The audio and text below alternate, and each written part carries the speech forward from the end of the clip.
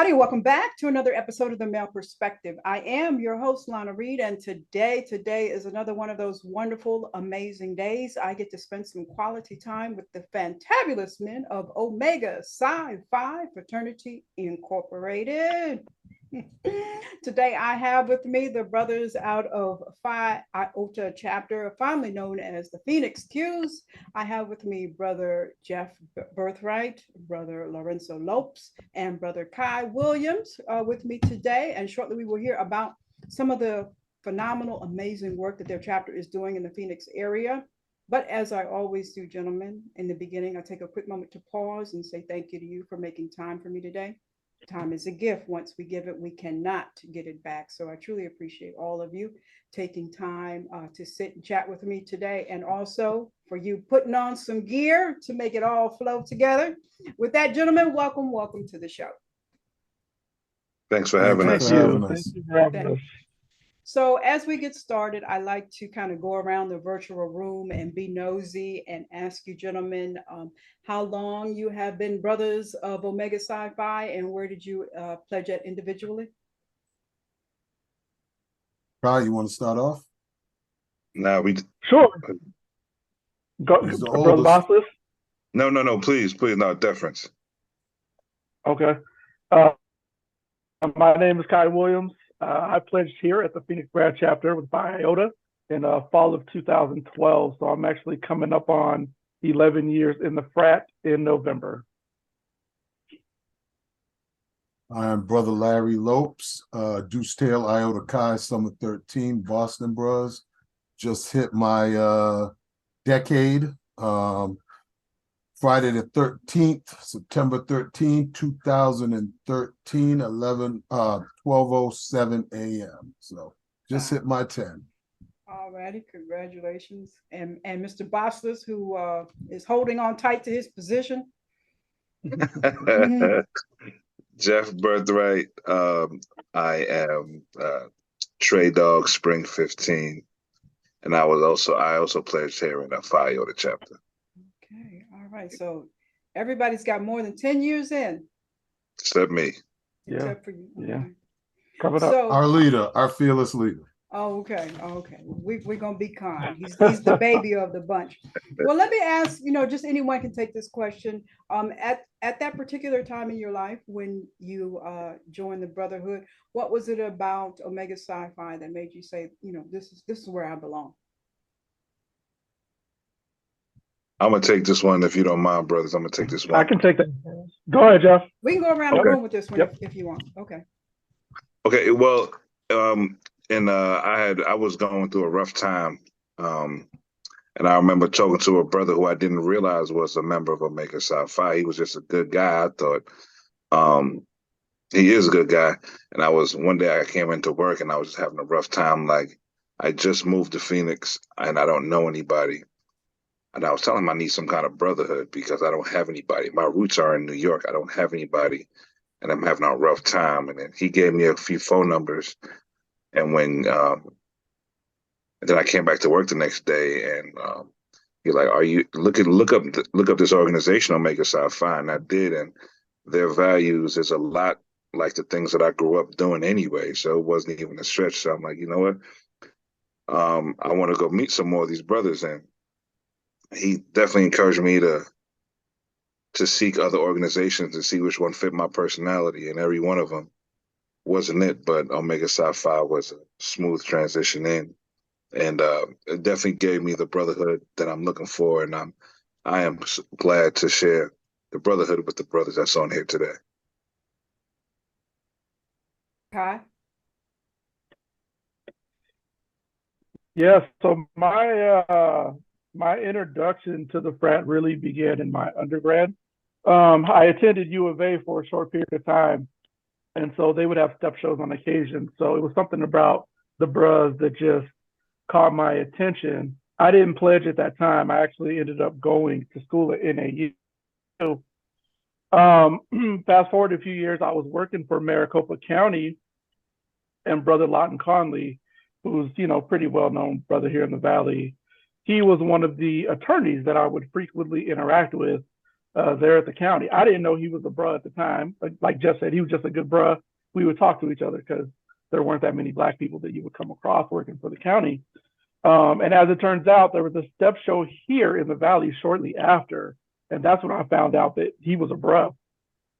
And so I ended up kind of being in the circle of a bunch of bruhs. At first, institutional, Dr. Bill Smith, like I said, Lawton Conley, they just started to come into my circle. So as I started to express interest, my tail dog, may he rest in peace, was also interested at the time.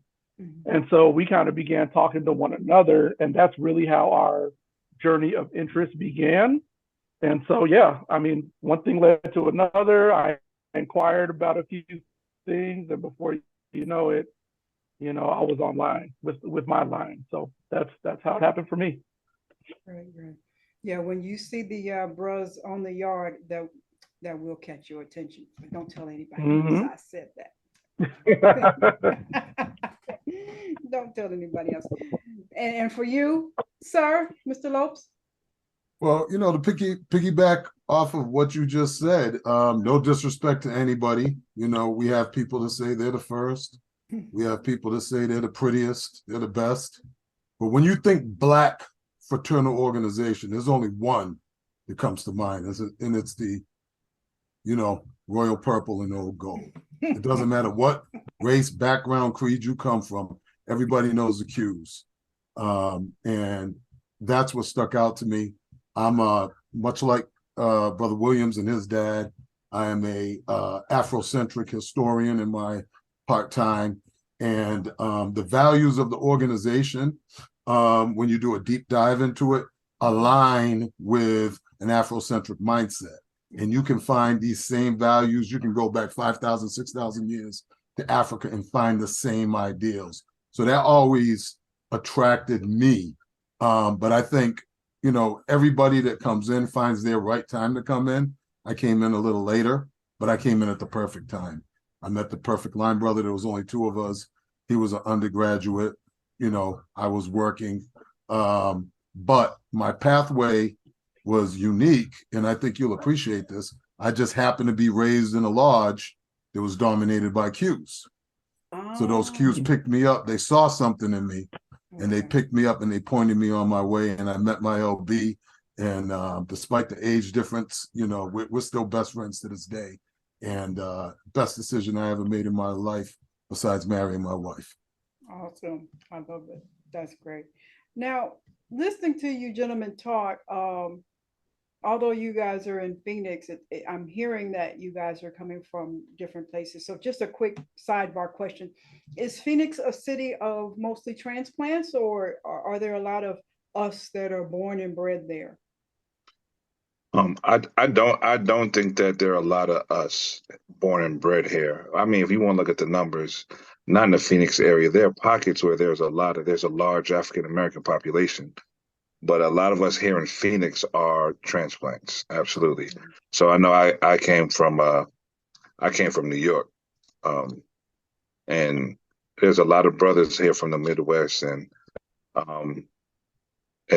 I just don't think that a lot of us were here. And if a lot of us that were born here in Phoenix, a lot of Blacks that were born in Phoenix, for whatever reason, they're not here or they've moved. Like I said, there are pockets though. So you got Holbrook, and it's a lot of history as far as where we are. But Phoenix wasn't one of the places that historically that welcomed us here. Okay, but we are changing that dynamic, I'm assuming. Absolutely. Mm-hmm. Okay, so go ahead. Adding on to that, you'll find there are pockets of. I was just going to say, adding on to that, you will find there's pockets of our population in certain cities, right? So you kind of have South Phoenix. If you go into Florence area, there's a lot of African Americans there. Tucson, but many people you will come across have migrated here from other places. The Midwest is a popular place. Where we've ended up in Phoenix for whatever reason. But yeah, I'd say it's a lot of, transplants that are here in the Valley now. They weren't born here. Especially from the Midwest. Midwest. Okay, so. From the Midwest, yeah. I'm just the weather, cost of living brought us there. I'm assuming. My case, my wife is from here. She's a native. We met in law school on the East Coast, and after 10 plus years of her handling that East Coast weather, I decided I've had enough too. So we decided to come back here, and I find a lot of people escaping the cold weather coming here as well. Mm. I'm one of those people. I'm one of those people. Don't want to shovel any snow. No, No. rake leaves or cut grass. No. And you know what? I think a lot of it too is it goes back to what you mentioned earlier, just in that a lot of the jobs in that area kind of picked up and left, right? So, like my family, they moved out here for work. My father moved out here to work at Motorola, and I think that's how a lot of people ended up out here as well. Okay. Gotta pay the light bill. Gotta find some way to pay the light bill. Okay. Yep. Well, let me move on to Phi Iota, because we are here to talk about you guys and how amazing you gentlemen are. So, could somebody please give me the brief rundown on the history of your chapter? Because you guys have been around for a minute. 1946, October 1st. 1946. We were actually celebrating our charter day today so that the brothers could be with their families tomorrow. But October 1st, 1946. So we've been around for quite some time, and been very active in the Valley since then. We've had some heavy hitters, some people who were very important in the city's progression, in the getting us where we are. So we got brother like Calvin Good. We got brothers like brother Calvin Good and help me. Yeah, Lincoln Ragsdale. Lincoln Ragsdale, yes, I couldn't remember his name. So it's a lot of brothers who definitely helped us to progress in the city. And as far as the history is concerned, it's been even our charter members here, like Dr. Wormley and all those other very intricate men who made Phi Iota and Phoenix such a more progressive place to be, as far as African Americans. Those are the ones who fought for, Martin Luther King to have a holiday here. So oh yeah, you guys were one of the okay. We were you were one of the loudest. And Brother Basileus, he brought up a great name to bring up, Brother Wormley. Brother Wormley was initiated on the East Coast, Amherst College, and he was the Basileus who immediately followed the Honorable Dr. 𝗙𝗪𝗓, who is one of our major Black icons in general, not just in Omega Psi Phi. So for that man to come from there all the way over here and do what he did here is amazing. He's one of my favorite Black historical figures in general, but definitely, he is the father of Phi Iota. He is the one that organized things, went out to LA to organize a chapter, and without Wormley, there would be no Phi Iota. And you mentioned 𝗙𝗪𝗓, and many people don't know that 𝗙𝗪𝗓 out in California is the only HBCU on the West Coast, but he's a Q, or was a Q as well. That was news to me. Dr. 𝗙𝗪𝗓 is the Omega man, yes. Okay, I learning something every day. Okay, 1946, Charles. Okay, so let me get into some of the programs you gentlemen are running out there, because I only have a short amount of time, and I got to get to this one here too. He's going to a game, so we got to wrap this up here. I was going through the website, as I normally do, being nosy and roaming around to see what you gentlemen are up to, and I know that Omega Psi Phi has certain mandates that you guys are required to carry out, and some of the work that you gentlemen are doing in the Phoenix area. The first one I want to talk about that I found was very, very interesting, very timely, especially today's world, is this community-oriented Police Task Force. I want to know, like, how did that come about, and what are the different moving parts and pieces of this program? Because it's very imperative. Well, So go go ahead, ahead. bosses. No, you got No, it. I was just gonna, I was gonna pass it to you anyway. I was just gonna say, all praise and honor is due to the late Dr. Ben Harrison for coming up with that. He is the father of that program. He poured his soul and his essence to it. He lost his brother at an early age to police violence. So actually witnessed his brother being shot and essentially murdered. And he brought that concept to Phi Iota. We grew it, and we are so proud to say that the district took over, and more districts throughout the country are taking over it. Brother Basileus can expand on it, because he, when I was the Basileus and he was the vice Basileus, he was in charge of the committees, so he had the most one-on-one interaction with the program. But I just wanted to take the moment to give the proper respect to Dr. Ben. Yeah, absolutely. Absolutely. Dr. Ben Harrison was vital, and he pushed us forward. And one of his things is that he wanted us to have a seat at the table.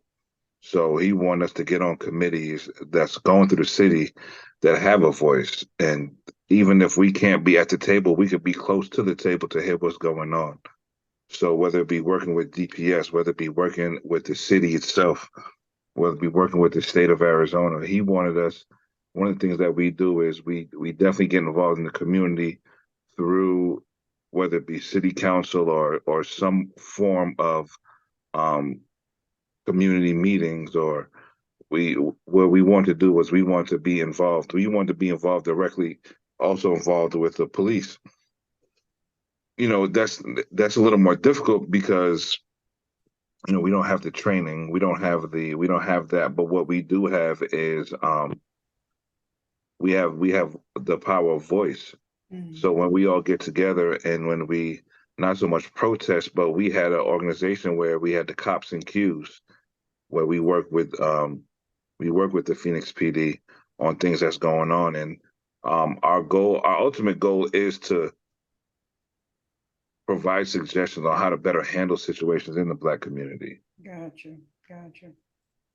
So if there is an issue, they have their protocol. And once again, we're not going to sit here and say that we have the voice to speak louder than they do, but we do want to give suggestions on what better way we can handle this, or what can we do better. I know around the same time as George Floyd, his death, assassination, or whatever you want to call it, there was a brother here who was murdered right prior to, along the same circumstances. And I got on the board of Department of Public Safety to talk about what we can do better. And one of the things that we talked about is communicating with his mom to let that young man's mother know what we were doing, and they weren't forgotten. So just kind of, how do we go about it, and what's the best way to do things? And we all gave our opinion in that committee, but our whole goal is to get involved in police committees, community committees, so we can have a voice. Okay. Gotcha. Well, let me ask you this, because you guys are working close hand in hand with law enforcement. You guys are all Black men. I don't know how many of you have sons, but just in reflection, doing this work, what do you say to, especially to the younger Black males, when they're encountering law enforcement, to come out of this situation where it doesn't escalate to something we don't want to see? Do you have pointers now that you have this experience? It's tough, and I know Brother Lopes and Brother Khaim can speak on this here in a minute, but it's tough because I'm in education, and I remember when all this was going on, and I had a conversation with a couple of students, and the question came up like, what can we do to prevent this? And I didn't have an answer. To be completely honest, I didn't have an answer, and I still don't have an answer.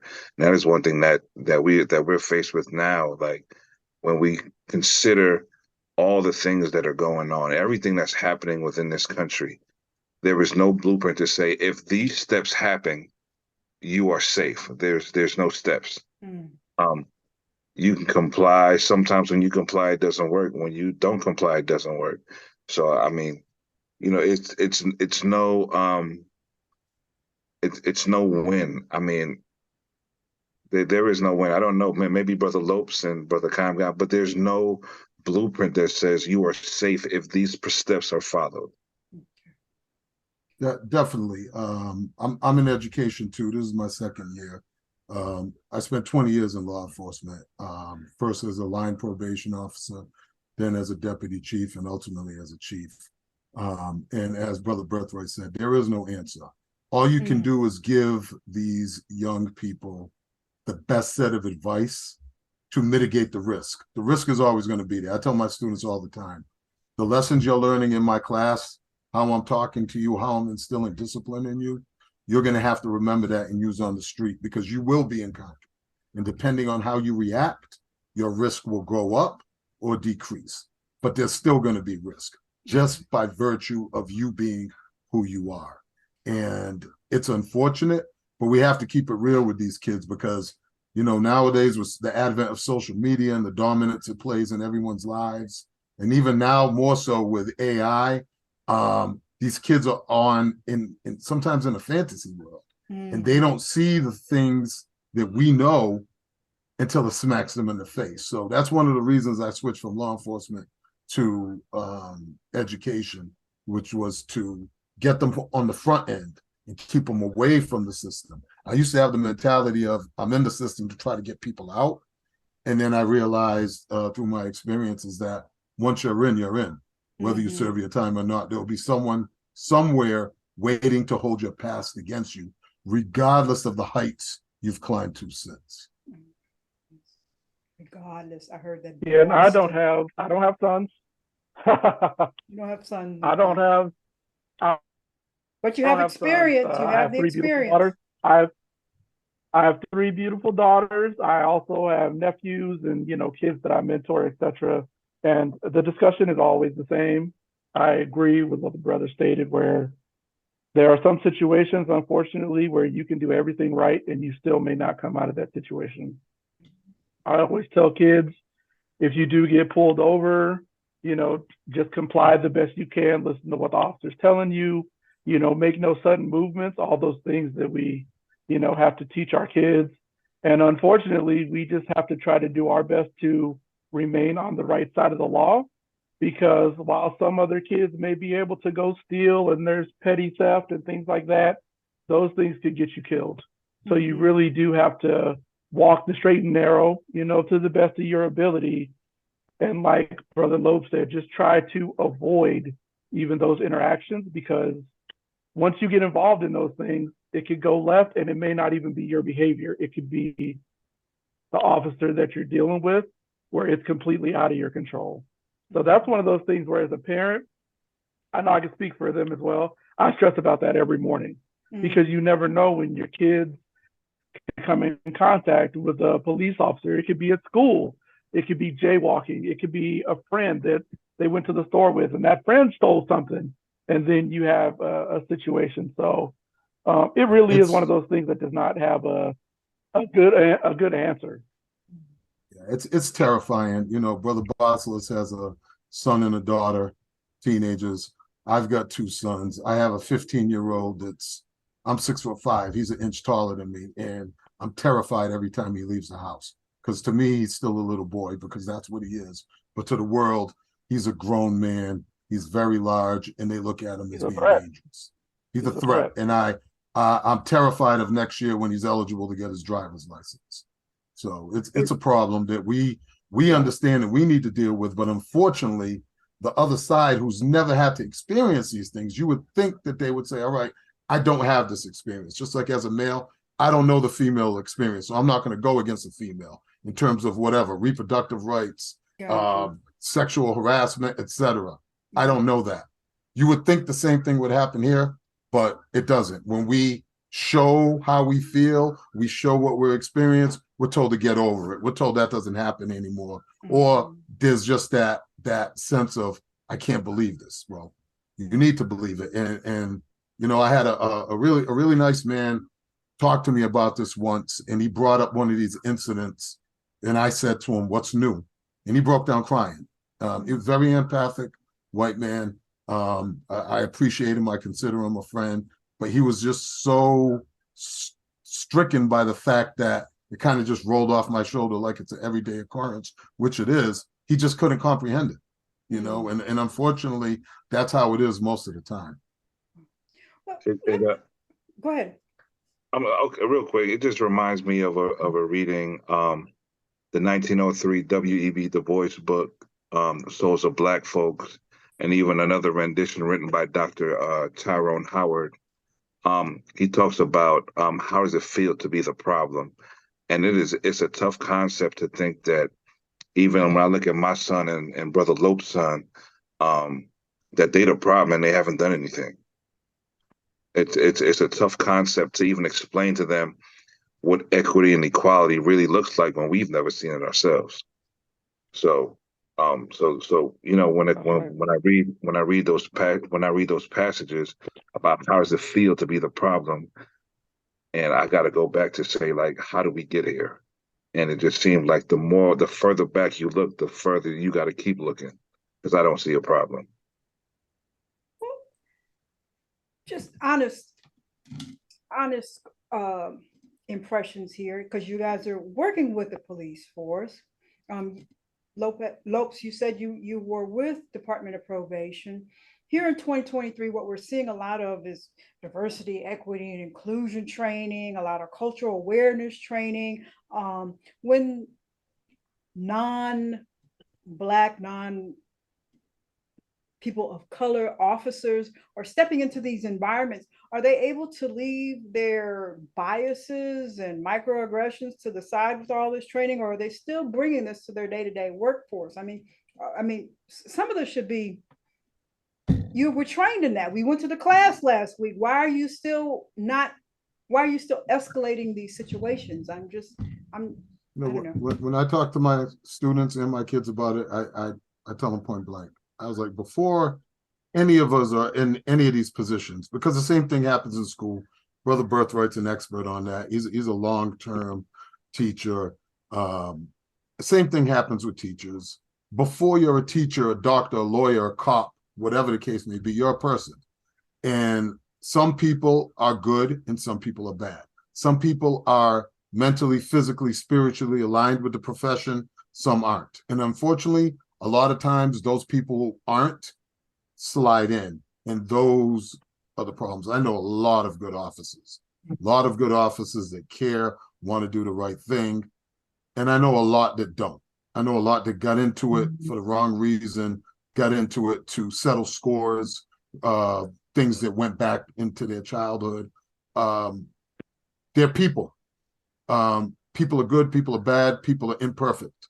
And I think we need to remember that when we're dealing with them, so we don't go into a situation thinking that, hey, you know what, I didn't do anything.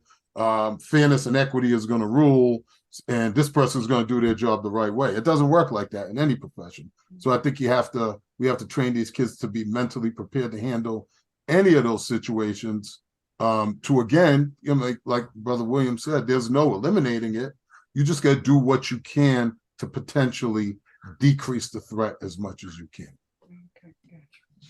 Before I move on to my next question, Brother Birthwright, you're an educator. Are there many Black educators in the Phoenix area, or is it? Well, I can give you the statistic nationwide. Black men in education is at 2%, and that resonates as well here in Phoenix.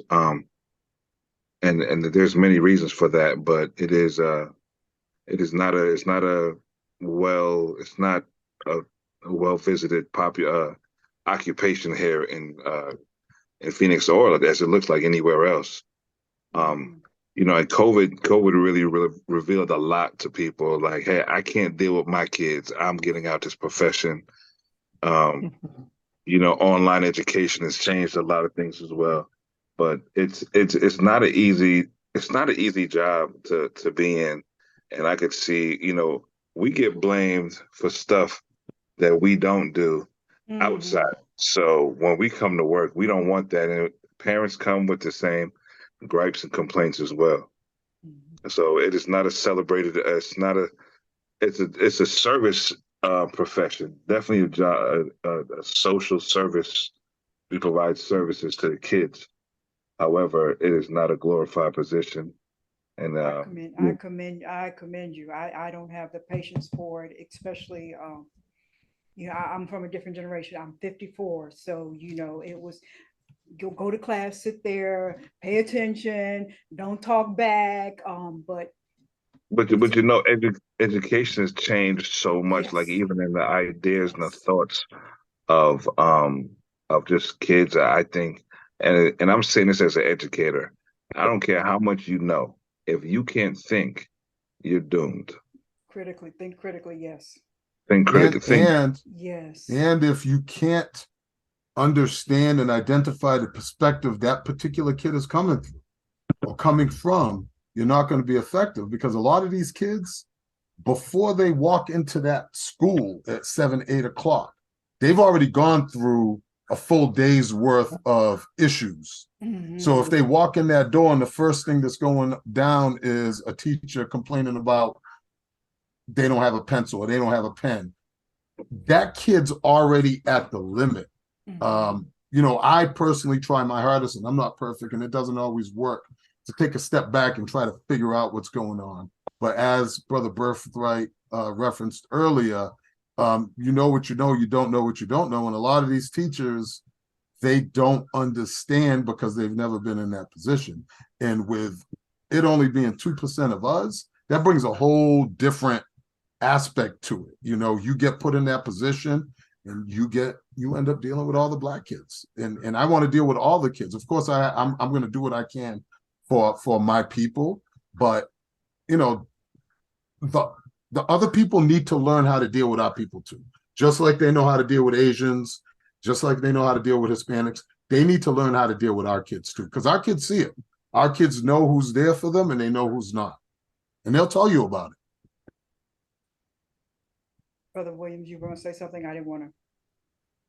Oh no, I could just listen to them brothers talk about education and all the pitfalls and all the biases forever. I'm not in education, so I don't, have anything to add, to what they laid down. We could leave it there. Let me move on to the next thing you gentlemen of Phi Iota have got going on here. I mean, this kind of parlays into the kids aspect, the younger generation. You run a Omega Youth Leadership Academy. Did I get that right? Yes. What are the facets of that, and what is that involved? And is this a year-round program or what? It's a 9-month program that really provides some kind of some aspects of what how to get through school and what your options are. So twice a month they teach a class on things that'll help you be successful in class. I remember I went in there, and it's a great program founded by the late brother Larry Ross, who was such an icon and progressive thinker as far as seeing this thing through. Um, uh, I went to a program, and he was teaching kids where they need to sit and how you raise your hand. Like, it's simple concepts. Like, how do you need to raise your hand? And we all think like we put your hand up, but he says elbows to ears, elbows to ears. It has to, you know what I mean? And even though we think of these things as simple things, they are so important for our kids to be noticed. He refused to let kids sit in the back. Don't sit in the back. If you don't want to learn, you sit in the back. And with that, what another great thing that OILA does is they teach things like decision making, how to fill out a FAFSA, and in February, first week in February, they go to the West Coast College excursion. And what they do with that is they go to the LA Convention Center, where all the HBCUs are, and they can fill out applications. They can there's a performance there. And if you fill out, or if you go online and fill out the name of the, I don't know, it's the Black College Tour. If you fill out the essay contest, you could win money right there on the spot. So they do a great job of exposing kids to what they can get. They bring people to those meetings, and then they cap it off with a Living Above the Influence conference, where everybody gets together and you talk about various things in the community that could affect you, that could help you, and it's also resources there for the kids that need help. So it's a lot of things. Go ahead. I'm sorry.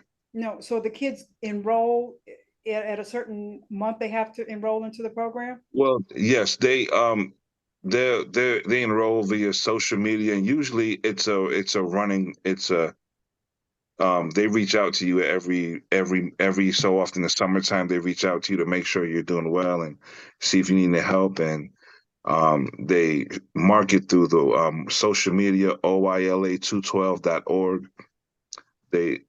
They market through social media where you could join and be a part of it. And it starts in September, late September, early October, and it goes all the way to May and June. Okay. So we got the kids for almost the whole. And I believe the range on that is, it's what, 5th grade through 12th grade, right? Yeah. Yes. So ages 10 through 18-ish. We're reaching out to those young men. And one of the amazing things that Brother Ross accomplished, and I agree 100% with Brother Birthwright using the term visionary. I always used to tell him, you need to be in a think tank out in DC sharing these ideas. But he was able to connect with a organization on the West Coast so that when they're out there on that excursion, they actually get to attend the HBCU fair. And we have had kids get scholarships to HBCUs on the spot, academic and athletic. That's right. We don't have to get these loans and come out in debt. Okay. No, that's right. Well, let me, I've just been running my mouth with y'all. I had only planned to take 30 minutes of time, so I'm gonna have to speak through the rest here. I want to make sure I get to the next project because we talked about the kids, and I think this is very important because a lot of times our kids, you mentioned that a lot of times kids are fighting battles before they get to school, and we don't understand some of these battles that these kids are fighting. Some of that is just finding something to eat, and I think that's what part of the project of Omega Friends of Hope project. What is that project encompass? Because I think I heard like a food bank or something involved with that project. Yeah, well, we partner with a school, and if you click on that link, and you could purchase goods for the school directly through Amazon. You don't got to touch it; it goes from Amazon directly to the school. So, Friends of Hope is where we supported Hope Academy, and that was a school that Larry Ross attended. He was the administrator over there at Hope Academy, and we helped them. We provided turkey giveaways. We provided the Christmas Adopt a Family. Okay. So we did a lot of things, and we try to support the school in areas that need, and even just be a presence there. Okay. So sometimes we would read. So it all depends on what school we adopt. Okay. So in this case, we adopted Hope Academy. And we are still doing things with Hope Academy in hopes that, we never forget about Larry Ross, and 2, so our presence will be felt in the community. Keep on hearing about Brother Ross. He must seriously be a trailblazer for. Absolutely. Okay. Absolutely. Awesome. All right. So one of the things all the brothers of Omega Psi Phi have coming up is Achievement Week. And for those outside of D9 who might not be aware, could somebody explain why this is so important to the brothers of Omega Psi Phi and what actually transpires? Ross? Hello? Yeah. I lost you. I lost you for a minute. She's asking for a recap on Achievement Week, its history, how it impacts us. Why we do it's it. coming up soon, right? You guys got a big shindig coming up soon, right? Yeah, Founders Day.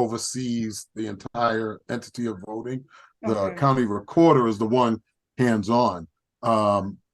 And when we worked with him, we also worked with the Secretary of State at the time, who is now the governor. So we're very closely aligned with voter registration. That is one of our mandated programs: voter registration, mobilization, and education. So we keep our ears to the concrete. One of our Zoom calls that we had with the then recorder and then Secretary of State, it was broadcast on Facebook Live and YouTube. And between the Zoom, direct Zoom, and those two platforms, we reach thousands. And you know how it is. It's not just Arizona; it's the entire country. There's a lot of misinformation going on about voting, and we got the information that was necessary to the people that needed it the most, and we continue to do that. And we look forward to doing it again and again and again, and advocating for what is an essential right. And, I know there's a lot of people out there that think, oh, my vote doesn't matter. And I would just say this one thing and leave it at that. If our vote didn't matter, they would not be trying to restrict it so much. That's right. That's the bottom line. True. And if you do your work, your due diligence, and look at some of the elections, you'll see how many of them are actually won just by 1 or 2 votes. So, to think that your vote doesn't matter, but yeah, we don't hear that. The black women drive the vote. So we don't hear that from black women. We're all descended from a matriarchal society. So as far as I'm concerned, we need to follow the matriarchy. Black women drive the vote in this country, period. We got Uncle Joe in there. We got Uncle Joe. All right, let me wrap this up because I see I can sit down with you gentlemen for a while, and I have not asked all of my questions that I wanted to ask. But real quick, because we were teasing you, Brother Birthwright, beforehand, let me lean in a little bit and ask you, what's challenging about leading a bunch of grown men? And I guess you're past boss. You can answer this as well. What's oh no, he can do it. He can do it. What's the challenge? Because they're already trying to fire you. I'm gonna stick up for you. Oh yeah, I appreciate it. I appreciate it, my sister. It's hard. No pun intended, but it's hard. It's a bunch of alpha men. It's a bunch of alpha men, and you trying to lead, and they have their ideas, they have their goals, they have their families as well. So one of them is just but just kind of instructing them and getting them on the same page and giving them some of their time to give to the community. So those are some of the challenges, and their challenges with everybody, because the just the makeup of the home. But at the end of the day, the one thing I can say about the Brotherhood is everybody wants to serve. Everybody comes out, due to situations and life happening. Some people might not be able to do it, but but when we need brothers to show up, we show up in droves. How large? How many brothers are in Phi Iota? Not to cut you. 135. No, that's 135 fully financial. Financial. There's more who come out. It's closer to 300 to 400 in Phoenix alone. Yeah. Mm-hmm. And what Brother Basileus stated about we are a organization of well educated Black men. Yes. And being in a room like that, trying to lead has its challenges. However, when you're in that role, if you take a step back, take a breath, and realize that the challenge is rooted in the desire, the strong burning desire for each and every one of those men to serve, it becomes palpable, and you can deal with it, and you can find ways to move in the spaces to get people to understand. And yeah, I get it, you want to do that, but hey, come help me with this first, and I promise we'll get back to that. And typically, we do what we have to do because we all have the same goal, which is to uplift our community and to serve our people. Great conflict resolution skills within the Brotherhood. Okay. All righty. Well, let me ask you, gentlemen, my random question, and then I will ask you to tell us how we connect with you wherever in the Phoenix area, and if we want to support and such. But let's see what we have here. All righty. So if somebody wants me to pull another question, I'll pull another question. But the question is, should you put your socks on first or your pants? Well, put your socks. We're in Phoenix. Yeah. We're in Phoenix. Sometimes it's too hot for socks. So I'll go with pants. Okay. All right. You want another question, Kai, or you want to do this one? Oh, you can ask another question, but it's socks on first for me. Oh, okay. Let's see. What was your favorite class in high school? Man, that was a long time ago. I'm a writer. I'm a creative person. So probably like a reading or an English class. I always excelled in those. Okay. All right. Mm-hmm. Well, gentlemen, tell us how we connect with you. You have the Founders Day banquet coming up. Somebody might want to buy a ticket. You have fundraisers to do the wonderful work that you're doing in the community. We need money to do that. If we just want to stop by and say hello, how do we connect with you, gentlemen, in Phoenix area? We could be reached at phoenixqs.org, and all the information is current. More information is coming, but our Founders Day banquet will be held on November 18th at the Mesa Convention Center. Okay. All the information is on the website. You can reach us and you just fill out a contact card, and I promise I will get back to you. And I can vouch for that. They came through expeditiously when I sent out my plea. So, well, gentlemen, I thank you so much for making time for me today. I just want to commend you from my little small corner world and tell you I appreciate the work that you're doing. I know you get that a lot, but here's one more voice to add to the pot that I appreciate you for being stellar examples of Black men in this world that we need to see more often. And I just commend you on the work that you're doing in the Phoenix area and beyond, because I know it touches more than just Phoenix. So thank you from little old me. Thank you. Thank you so much. That is all for this week. Special big up to the Eastern Stars from another light wanderer walker. That is all for this week's episode of The Male Perspective. I'm your host, Lana Reid, and I will see everyone next time.